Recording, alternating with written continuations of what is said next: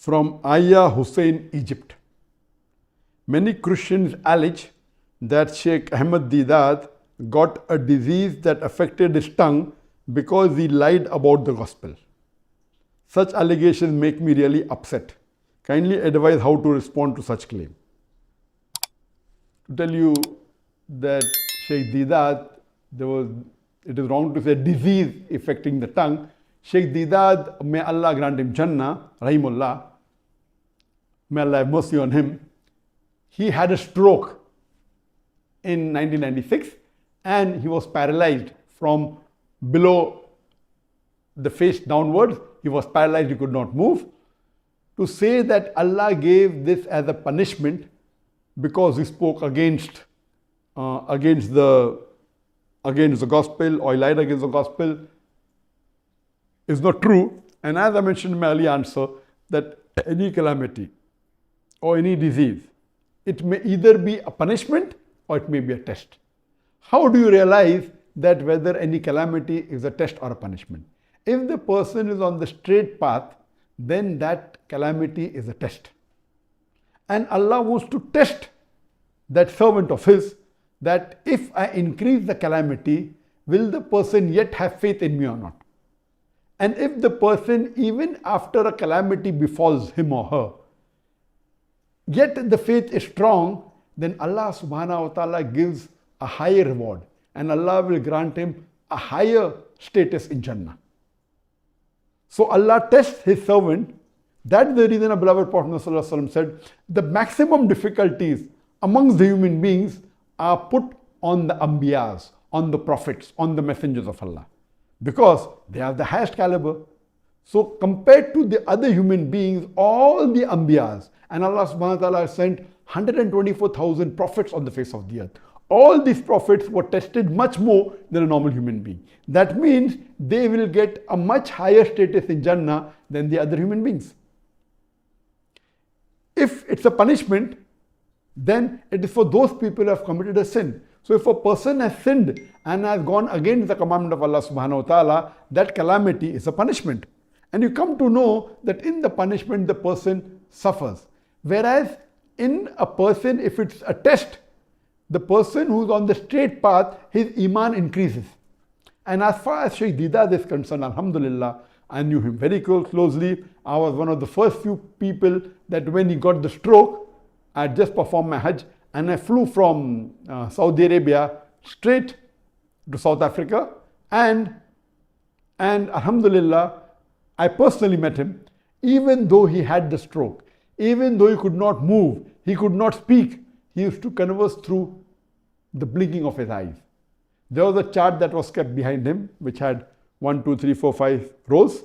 Each row had A, B, C, D, first row, then second row, F, G, H, I. And this way, if you have to converse, which was 1, 2, so he used to blink. That means he wants to choose a letter from second row. Then from second row we start. F, G, H, I. So I. So he blinks an I. So then I. So in this way, he could convey his message by spelling it out. And once you get used to it, you can do it very fast. So he used to converse even by the blinking of his eye. And I know that even on bed, when he could not move, when he could not speak, he had did dawah. There were Christians who came to meet him, there were Christian missionaries who came to meet him, non-Muslims, and through dawah he was even able to revert some of the non-Muslims, alhamdulillah. He wrote long messages and he even encouraged me, and he even dictated a message on the plaque. The best award that I've got from anyone, or the best plaque, is the plaque given by Sheikh Ahmed Deedat to me in the year 2000, in which he dictated the message that, son, what you have done in 4 years had taken me 40 years to accomplish, alhamdulillah. So this he dictated with his eyes, even though he could not speak. And that plaque really, mashallah, gave a lot of encouragement to me. And if there is a person who is responsible, who is a catalyst for me to change from a doctor of a body to a doctor of a soul, it is Sheikh Ahmed Deedat. And inshallah, even he will get all the thawab that whatever little bit I've done in the field of dawah, may he get the sawab without reducing my sawab. So alhamdulillah, Sheikh Ahmed Deedat was for 9.5 years on the bed. He could not move, but yet you could see his passion. You could see his striving for dawah. So according to me, if you see the striving, you see the passion, there was no remorse in him that what he did was wrong. He continued his dawah. This means Allah subhanahu wa ta'ala, according to me, wanted to give a higher status to Sheikh Deedat. He got the stroke in 1996 at age when he was 78 years old, and he was in bed for 9 years. Allah tested him, and I believe Sheikh Deedat, alhamdulillah, passed the test with flying colors, and inshallah Allah will reward him a higher status. And that reminds me that many people tell me, Dr. Zakir, because he's doing dawah, he's been harassed and he's been attacked by the enemies. Believe me, I did hijrah. I left my home country, my home city, that's Bombay, left India and came to Malaysia. And believe me, Allah subhanahu wa ta'ala supported me immensely.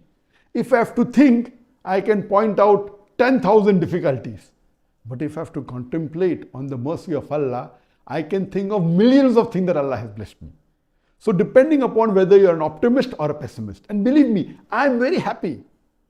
Whatever difficulties that came, they were nothing compared to the blessing that Allah has given me, to the ni'mah that Allah has given me. I'm continuing my dawah. I'm not stopping my dawah. So people are saying, see, Zakir got a punishment and the Indian government went against him. It's not a punishment. It is makru makaralo. They, the unbelievers, they plotted and planned. Allah to plan. Allah is the best of planner.